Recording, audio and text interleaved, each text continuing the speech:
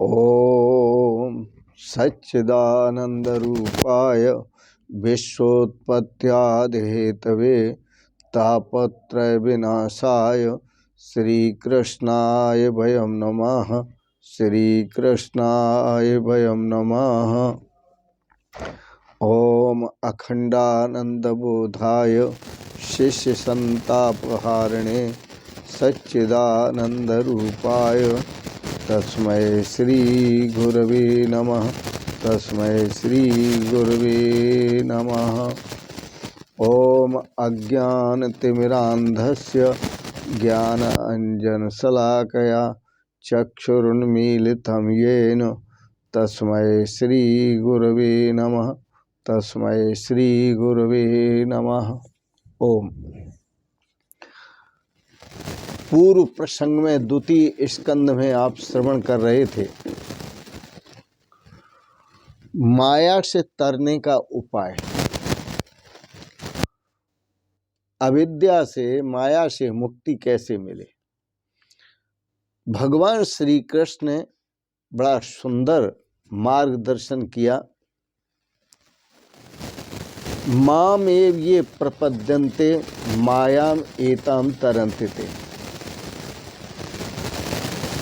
गीता दर्शन में भगवान श्री कृष्ण ने कहा जो मेरी शरण ले लेते हैं वो इस माया को पार कर जाते हैं। यह बात श्री सुखदेव जी राजा परीक्षित को बता रहे हैं। जो भगवान की शरण लेता है वो इस माया से मुक्त हो जाता है। आज के प्रसंग में राजन यह तृतीय स्कंद प्रारंभ करते हैं। तृतीय स्कंद में जड़ चेतन की ग्रंथि का भेदन कैसे हो।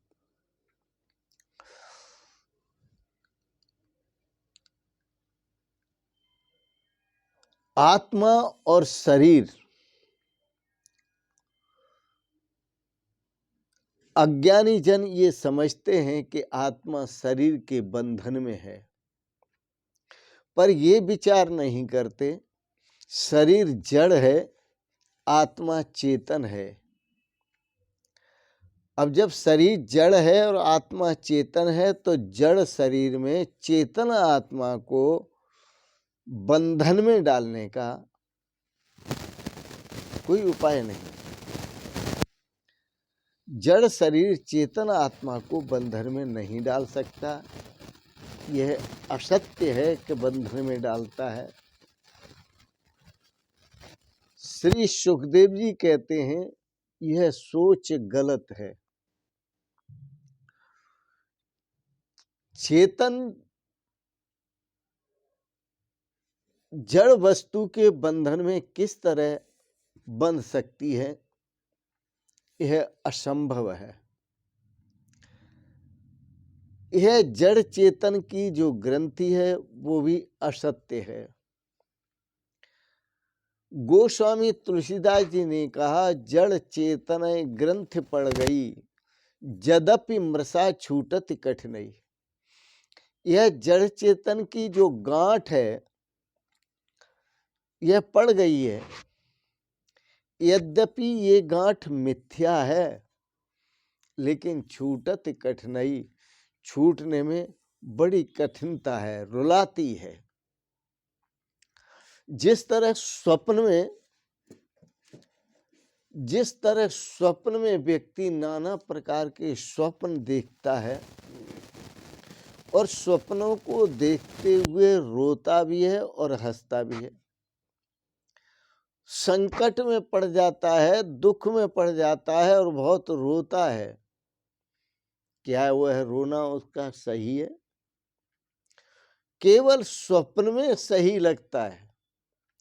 वस्तुतः जगने पर पता चलता है उसे कि जो दृश्य मैंने देखा था वह मिथ्या था, असत्य था। मैं परेशान जो हुआ वो बिल्कुल मिथ्या परेशान हुआ। तो तात्विक दृष्टि से देखें तो हम यह नहीं कह सकते कि जड़ शरीर आत्मा को बांध कर रखता है। या बांध कर रख सकता है। चेतन आत्मा को जड़ शरीर, चेतन आत्मा को जड़ शरीर में बंधन में नहीं रख सकता, जड़ शरीर बंधन में नहीं रख सकता, क्योंकि चेतन आत्मा भिन्न है, जड़ शरीर भिन्न है। यह बात सभी जानते हैं, किंतु इसका अनुभव कुछ लोग ही कर पाते हैं, कुछ भक्त ही कर पाते हैं कि शरीर भिन्न है और आत्मा भिन्न है, शरीर जड़ है और आत्मा चेतन है, शरीर नाशवान है और आत्मा अविनाशी है, शरीर जन्मा है, आत्मा अजन्मा है। इस रहस्य को बहुत कम लोग जान पाते हैं, अनुभव बहुत लोग कम कर पाते हैं। श्री सुखदेव जी कहते हैं, हे राजन, तुम जो प्रश्न करते हो वैसे ही प्रश्न विदुर जी ने मैत्रेय जी से किए थे। मैत्रेय जी से ऐसे ही प्रश्न किए जैसे तुमने प्रश्न किए हैं। और विदुर जी की महानता देखो तो वो विदुर जी इतने महान हैं, इतने महान हैं कि भगवान भी उनके घर पे बिना बुलाए चले जाते हैं। एक आकर्षण उनकी भक्ति में, उनके प्रेम में, उनकी साधना में एक आकर्षण है, ऐसा आकर्षण है विदुर जी के प्रेम में, विदुर जी की भक्ति में, विदुर जी की साधना में, कि भगवान को उन्होंने बुलाया नहीं, फिर भी भगवान विदुर जी के घर चले गए।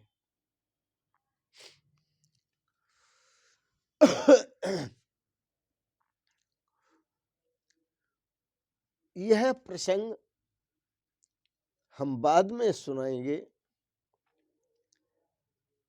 पहले कौरव और पांडवों का थोड़ा सा विचार श्रवण करें। धृतराष्ट्र ने पांडवों को एक लाक्षागृह बनवाकर और उस लाक्षागृह में रख दिया, और उन पांडवों को मारने के लिए आग लगाई गई लाक्षागृह में। उसने, धृतराष्ट्र ने दुस्साहस किया, उसने अपनी दुष्ट वृत्ति का प्रयोग किया, और विदुर जी ने धृतराष्ट्र को बहुत उपदेश दिया कि आप जो पांडवों के साथ अन्याय कर रहे हैं, अनीति का व्यवहार कर रहे हैं, अधर्म आचरण कर रहे हैं, ये ठीक नहीं है। विदुर जी ने बहुत समझाया, बहुत उपदेश दिया, किंतु दुर्बुद्धि धृतराष्ट्र पर विदुर जी के उपदेश का कोई असर नहीं पड़ा। विदुर जी ने सोचा कि धृतराष्ट्र दुष्ट है, और दुष्ट व्यक्ति के साथ रहना, उसके साथ उठना बैठना, उसके साथ मिलना जुलना, यह ठीक नहीं है। इसलिए विदुर जी ने धृतराष्ट्र का परित्याग किया। धृतराष्ट्र के परित्याग के साथ ही साथ अपना भरा पूरा जो घर था, हर सुविधा से भरा पूरा जो घर था, उस घर का परित्याग कर दिया। सोचा कि धृतराष्ट्र बहुत दुष्ट है, इसे उपदेश दूंगा, मेरे उपदेश का इस पर कोई असर नहीं है, मेरी एक भी बात नहीं सुनी, तो विदुर जी ने उसके घर को छोड़ दिया। विदुर जी की पत्नी का नाम था सुलभा। वह सुलभा को साथ लेकर घर का त्याग करके वन में चले गए। एकांत में जब वन में चले गए तो हम वहां वनवास, याद रखना, कि इधर तो विदुर जी राजपाट का त्याग करके, भरा पूरा घर त्याग करके, महल त्याग करके और वहां वन में चले गए। क्यों गए वन में? कि जब तक वनवास नहीं होता तब तक जीवन में सुवास नहीं आती, सुगंधी नहीं आती। इसलिए भगवान श्री राम भी राजपाट का परित्याग करके वन को गए थे। वन में जाकर के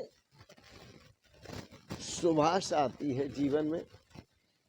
और दूसरे शब्दों में कहा जाए तो जो बन गए सो बन गए।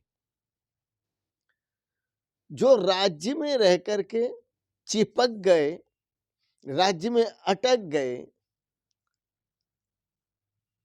वो राज्य को प्राप्त होने पर भी समझो नष्ट हो गए। और जो वन में गए वो बन गए, बड़े आनंद में रहते हैं। क्या बात है। राम जी वन को गए, एक से एक श्रेष्ठ ऋषि महर्षि वन में मिले। उनको सत्संग मिला, उनका दर्शन मिला, उनसे, उन ऋषियों से उन्हें आशीर्वाद मिला, उनको शस्त्र अस्त्र प्राप्त हुए ऋषियों से। क्योंकि जीवन में बहुत संघर्ष करना पड़ता है। तो विदुर जी अपनी पत्नी सुलभा के साथ वन में चले गए। वनवास के बिना जीवन में सुवास नहीं आती।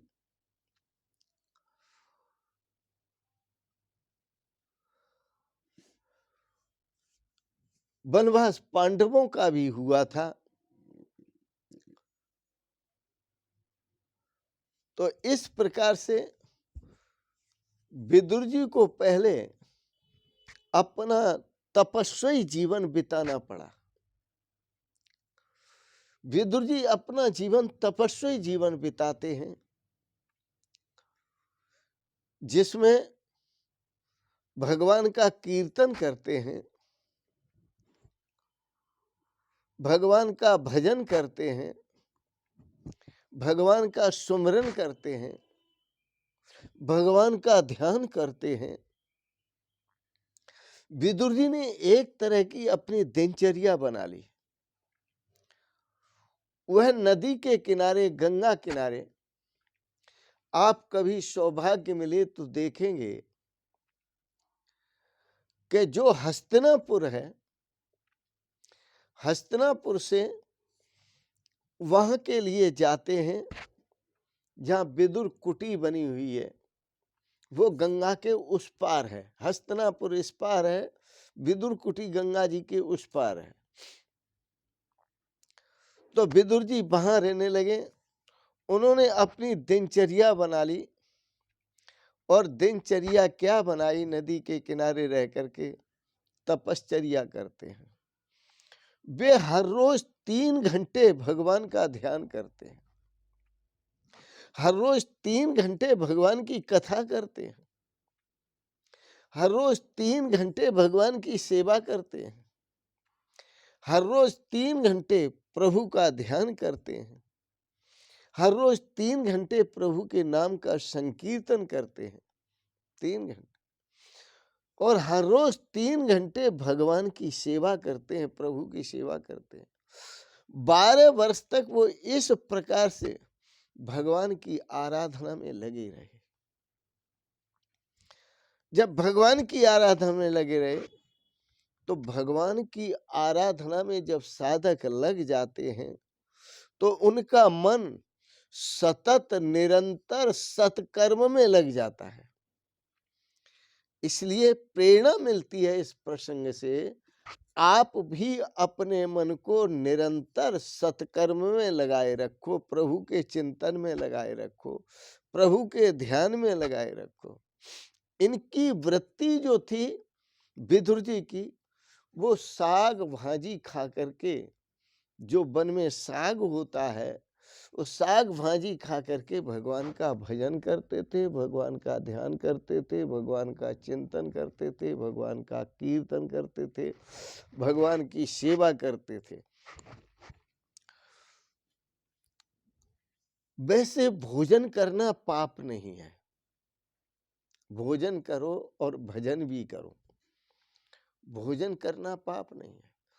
लेकिन स्वादिष्ट भोजन बनाने में ही मग्न हो जाना और भगवान को भूल जाना, ये पाप है।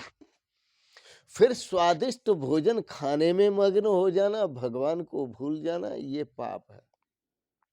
फिर दूसरे दिन भी उस स्वादिष्ट भोजन जो किया था वो उसको दूसरे दिन भी याद रखना कि भाई कल जो सब्जी बनी बड़ी स्वादिष्ट बनी, कड़ी चावल जो बने बड़े स्वादिष्ट बने, और उसका गुणगान करना। अरे गुणगान करना है तो भगवान का करो। ये आपको जो प्रसाद मिला है ये भगवान की कृपा से ही मिला है, इसलिए भगवत चिंतन करो। दिन में माला भी फेरो, भगवान का ध्यान भी करो, भगवान का चिंतन भी करो। केवल भोजन का ही चिंतन मत करते रहो। भोजन करना बुरा नहीं है, लेकिन भोजन के चिंतन करने में आप भगवान को जो भूल जाएं यही बुरा है। इस प्रकार से विदुर जी जो थे वो भोजन का चिंतन नहीं करते थे, साग भाजी खा करके और प्रभु का ध्यान करते थे, प्रभु का भजन करते थे,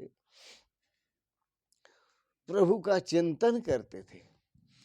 जड़ चेतन की जो ग्रंथि है वो ऐसे ही छूटती है।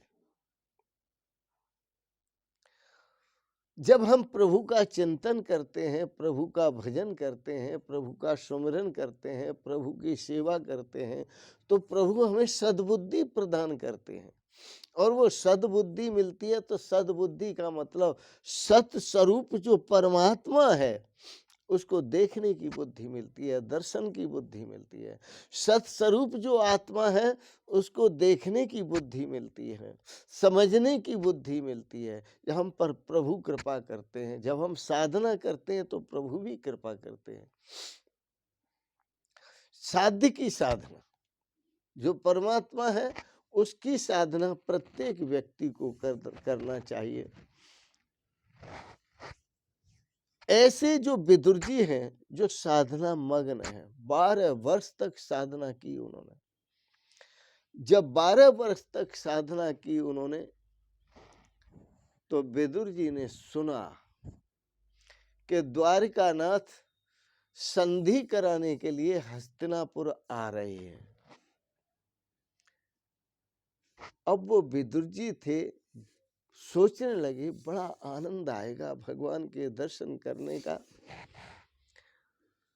धृतराष्ट्र ने सेवकों को आज्ञा दी कृष्ण के स्वागत में तैयारी करो। 56 भोगों को तैयार किया गया कृष्ण के स्वागत में। धृतराष्ट्र के कहने से 56 भोग तैयार किए गए, लेकिन यह धृतराष्ट्र जो भगवान की सेवा कर रहा है यह कुभाव रखकर सेवा कर रहा है। तो जो कुभाव से भगवान की सेवा की जाती है वह सेवा सफल नहीं होती। सद्भाव से सेवा करनी चाहिए भगवान की, सद्भाव से। 56 भोग क्या, अरे भगवान तो जरा से बेरों पर रीझ जाते हैं, विदुर जी के साग पर रीझ जाते हैं। तो भगवान की जो सेवा करो सद्भाव से करो, इसी में कल्याण है, इसी में श्रेय है, इसी में सौभाग्य है। और मैं ये कहूँगा कि जीवन जितना सरल हो, भगवान की भक्तिमय हो, कीर्तनमय हो, साधनामय हो, सेवामय हो, वो सबसे अच्छा है। झुका दे सर उसी को जो तेरे सामने आए, झुका दे सर उसी को जो तेरे सामने आए। अगर सजदा ही करना है तो खुदा सब में रहता है, सबके अंदर परमात्मा का वास है। उस परमात्मा का ही दर्शन करो, परमात्मा का ही चिंतन करो, परमात्मा का ही मनन करो, परमात्मा का ही ध्यान करो और परमात्मा का ही नाम संकीर्तन करो। इसी में जीवन का कल्याण है, इसी में जीवन का श्रेय है। इन शब्दों के साथ वाणी को विराम देते हुए आप के प्रति अनंत मंगलमयी शुभकामनाएं करते हैं। भगवान आपको सपरिवार सदा स्वस्थ और सुखी रखें। आपको बहुत बहुत शुभकामनाएं, बहुत बहुत आशीर्वाद और बहुत बहुत प्रणाम। शिवोहम शिवोहम शिवोहम।